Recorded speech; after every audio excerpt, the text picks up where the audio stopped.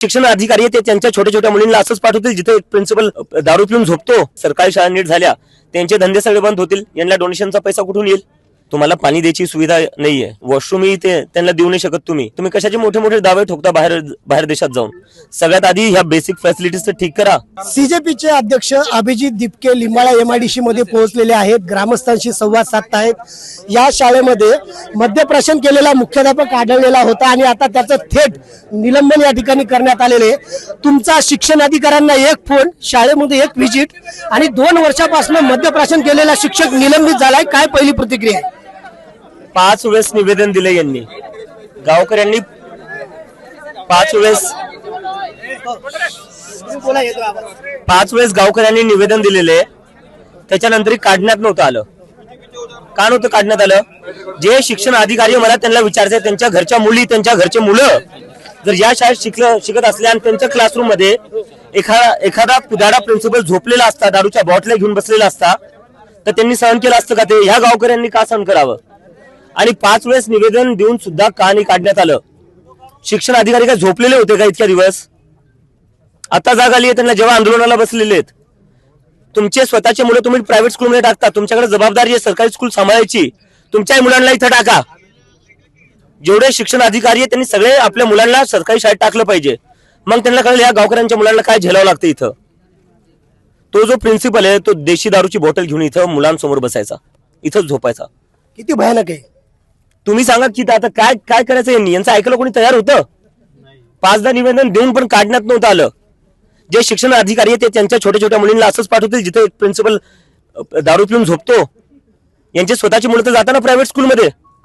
कुठला शिक्षण अधिकारी आहे, कुठला प्रिन्सिपल आहे जो स्वतःच्या मुलाला सरकारी शाळेत टाकतो? सांगा मला. आहे एकतरी आहे का एकतरी? या सगळ्यांवर जबाबदारी कशाची? या सगळ्यांवर जबाबदारी आहे सरकारी शाळा चालवण्याची, सरकारी शाळा नीट चालवण्याची, ठीक करण्याची. पण यांचे स्वतःचेच मुलं हे कुठे टाकतात? प्रायव्हेट स्कूलमध्ये टाकतात. तर मग हे कसं काय लक्ष देतील इथं? यांच्या मुलांचा भविष्याचा प्रश्नच नाहीये. प्रश्न कोणाचा आहे? इथं जे कामगार बसलेले, शेतकरी बसलेले, त्यांच्या मुलांचा भविष्याचा प्रश्न आहे. तर यांच्या मुलांचा जो जीव आहे, यांची जी व्हॅल्यू आहे ती कमी आहे का शिक्षण अधिकाऱ्यांच्या मुलांपेक्षा? सर, आता प्रश्न असा आहे, 15 ऑगस्टला तुम्ही सगळं अभियान सुरू केले. देशभरामधनं, जिल्ह्यामधनं, मराठवाड्यातून, महाराष्ट्रातून तुम्हाला फोन येते. काय काय शाळांचे प्रॉब्लेम्स पुढे आलेले आहेत प्रामुख्यानं? पहिली गोष्ट, आपल्या देशाला स्वातंत्र्य होऊन 80 वर्ष झाल्यानंतर आपल्याला साधं पाणीही देता येत नाही आपल्या मुलांना शाळेत प्यायचं. बसायला बेंचेस देता येत नाहीये, वॉशरूम नाहीये, ब्लॅकबोर्ड नावाची काही कन्सेप्टच नाहीये, भिंतीला रंग मारून चालू आहे सगळं. कशाचं तुम्ही विश्वगुरु म्हणता आणि काय म्हणता? जर तुमच्या देशातल्या गावातल्या मुलांना तुम्हाला पाणी द्यायची सुविधा नाहीये, वॉशरूमही ते त्यांना देऊ नाही शकत, तुम्ही कशाचे मोठे मोठे दावे ठोकता बाहेर देशात जाऊन. सगळ्यात आधी ह्या बेसिक फॅसिलिटीज तर ठीक करा. देशामध्ये आणि महाराष्ट्रात पहिल्यांदाच विद्यार्थ्यांवर रिपोर्टिंग करण्याची वेळ आलेली आहे. तुम्ही कोकणामध्ये पाहिलं असेल किंवा पश्चिम महाराष्ट्रात विद्यार्थी आता खड्डे दाखवत आहेत, म्हणजे जेनजी रिपोर्टर होत आहेत. होच लागेल ना. जर आपण एकंदरीत पाहिलं, जी मेनस्ट्रीम मीडिया आहे या देशाची, त्यांनी मुद्दे उचलले का?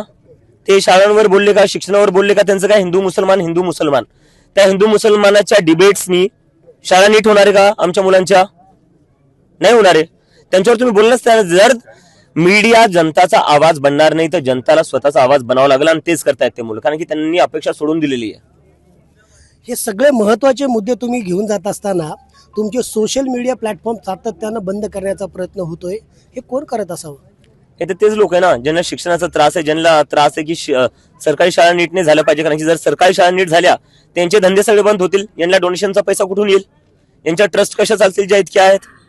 त्यांना त्याचा त्रास आहे. कोण लोक आहेत ते जे सत्तेत बसलेले? पुढची आता ह्या शाळांच्या संदर्भातली भूमिका काय? कारण शिक्षकांच्या जागा रिक्त आहेत, अधिकाऱ्यांच्या जागा रिक्त आहेत. अशा कठीण परिस्थितीमध्ये तुम्ही कसं हे पुढे घेऊन जाणार? आता या शाळेचं बोलायला गेलं तर प्रिन्सिपलला तर निलंबित करण्यात आलेले, पण 5 क्लासरूम आहे आणि 5 क्लासरूम मध्ये 2च शिक्षक आहे, बरोबर? आता 5 क्लासरूम 2 शिक्षकांनी कशा सांभाळायच्या? गावकरी म्हणले कमीत कमी 4 तरी शिक्षक पाहिजे. तर का 4 शिक्षक का नाही देते तुम्ही? देशात एवढी बेरोजगारी आहे, तर तुम्ही जास्त शिक्षक अजून निवडलेत तर बेरोजगारी कमी होईल आणि मुलांचे शिक्षण बरोबर होईल. दोन्ही गोष्टी होतील. अक्कल लावा थोडी. एक शेवटचा प्रश्न आहे, शाळेत शिक्षक नाही मात्र नाशिकमध्ये कुंभमेळाव्याची जोरात तयारी सुरू आहे. नाही ते करा, तुम्हाला जे करायचं ते करा, पण आमच्या शाळा तरी ठीक करा. इथं जे गरिबांचे लेकरं शिकतायत त्याच्यावर थोडा फोकस करा. तुम्ही जेवढं कुंभमेळ्याचं करताय किंवा जेवढं तुम्ही तुमच्या पॉलिटिकल रॅलीचं करता, पॉलिटिकल रॅली असताना आपण काय बघतो, सगळे रस्ते चकचकीत करण्यात येतात, सगळे रस्ते धुण्यात येतात, सगळीकडे कलर मारण्यात येतो, मोठे मोठे बॅनर लावण्यात येतात. तेवढेच म्हणजे शाळांवरही का नाही घेत तुम्ही? तुम्हाला फक्त तिथंच मेहनत घ्यायची का जिथं तुमचे चेहरे तुम्हाला चमकवायचे? तुमचे चेहरे लावा या शाळांवर, चमकवा ही शाळा, का नाही करत आहे?